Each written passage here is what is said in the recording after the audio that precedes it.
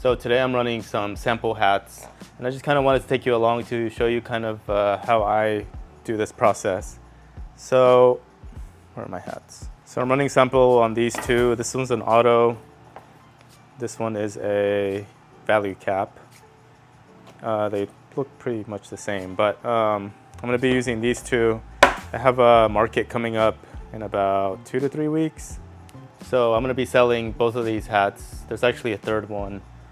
I'm still not 100% sure if I'm going to keep this color combo, but it's this YP Classics one. It's a really neat color. I'm not sure if I should go with black or silver. I've seen people do even like yellow on these. So, but I'm just gonna run the samples and see how they come out. So I sent them to my digitizer. So one thing I always do is I design the logos in Illustrator as vector files, and then I send them to the printer. And I size them up to kind of what I think would work. So I always stick to no taller than 2.75. They can be as wide as 6 inches, but I've never really gone that far. What I do is after the art is done in Illustrator, I send it to my printer and I size it up. So I print them out and just pretend that I cut this out, and this is paper. So what I do is I go to the hat and then I size it up. So I make sure that I like exactly how big it is. After this step is done, I send it off to the digitizer, and that way I'm not wasting time going back and forth like, oh, can you make it a 1/4 inch taller or 1/2 inch smaller? So I always recommend that you print out your designs on just a regular printer, cut it out, and then mock it up on your hats. That helps you in the long run, not waste so much time talking back and forth with your digitizer. All right, so we have our designs here already. It's these three. So I'm just gonna drag and drop them to my USB. And once they're on the USB, I'm gonna pop it into the machine. Okay. All right, so here's the design. We're gonna go with this one right here. I accidentally imported it twice. If you ever need to delete a file, just double tap and then hit delete. All right, so we come to our hooping station. Just put a piece of stabilizer, take the cardboard out, and we're gonna hoop our hat real quick.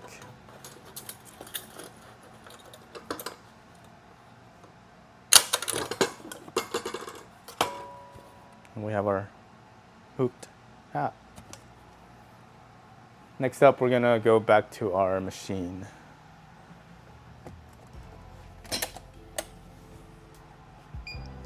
So this hat is brown, so we're gonna assign our color here. What color? Let's see. It's 10, 9, 8. Run a trace on it. Always run a trace just to make sure that you're not hitting your frame. And then we hit start. So now it's just gonna run the sample. So things I look for when I'm running a sample is just there's no skip stitches, everything's centered, all the letters look clean. So just make sure that it runs completely smooth.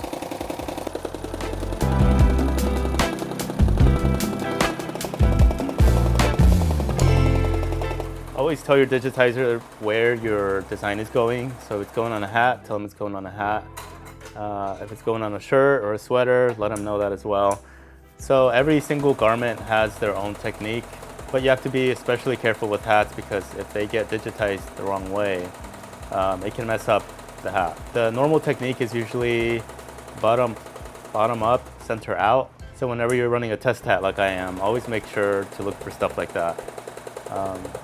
If you notice that that's not what's happening in your hat, then go back and tell your digitizer, hey, can you tweak this? If they're a good digitizer, they should be able to tweak it back for you. So, all right, looks like the hat is done. So let's take it out of the machine and take a look at how it came out.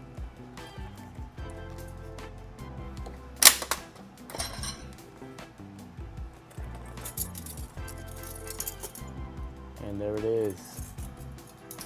I'm actually pretty happy with this. The only thing I might change is I might ask them to make it just a little bigger but this honestly isn't bad at all. So, so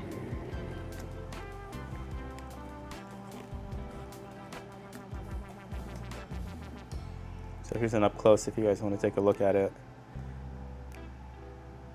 Clean stitches, no bobbin showing through, the horse looks really good, the text looks really good. So that's what you want to see in your test hat. So you don't want to run into anything. So that's just a preview of how I run these hats. I'm about to do 2 more that I have to test out. But again, whenever you're dealing with digitizers, always communicate with them. I don't digitize anything. I exclusively use fonts from Etsy or I use Inkstitch to do very simple satin stitches. But when it comes to digitizing stuff, I always get it sent off. If you're a beginner or if you don't know how to digitize, you're gonna quickly find out that digitizing is an art form on its own. So whenever you find a good digitizer, stick with them and learn how to communicate with them. So let them know the size you need, what garment is going on. And if they're good, hopefully you get a good test run out of the first hat, so like I did. So these hats are gonna go on sale in about 2 weeks. So I'm pretty happy with how these turned out. So anyway, that's just a preview of what I do when I run test hats. If you have any questions on embroidery or hats in general, leave them in the comments and I'll do my best to answer them. All right, see you guys later.